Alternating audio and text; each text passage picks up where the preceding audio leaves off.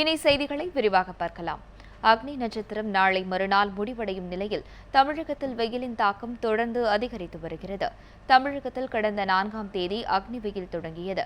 அதனைத் தொடர்ந்து வெப்பச்சலனத்தின் காரணமாகவும் வங்கக்கடலில் உருவான காற்றழுத்த தாழ்வு மண்டலத்தாலும் தமிழகத்தின் பல்வேறு பகுதிகளில் மழை பெய்தது.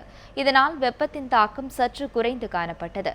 காற்றழுத்த தாழ்வு மண்டலம் விலகியதை அடுத்து தமிழகத்தில் மீண்டும் வெப்பத்தின் தாக்கம் அதிகரித்தது.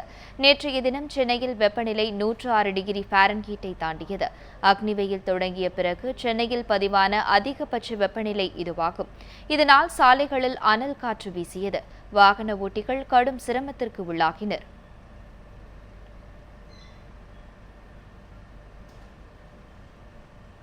இந்நிலையில் அடுத்த சில நாட்களுக்கு வெப்பத்தின் தாக்கம் அதிகமாகவே இருக்கும் என சென்னை வானிலை ஆய்வு மையம் தெரிவித்துள்ளது.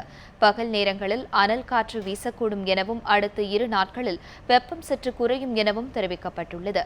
வெப்பச்சலனத்தின் காரணமாக தமிழகத்தில் ஆங்காங்கே ஓரிரு இடங்களில் மழை பெய்யக்கூடும் எனவும் வானிலை ஆய்வு மையம் தெரிவித்துள்ளது.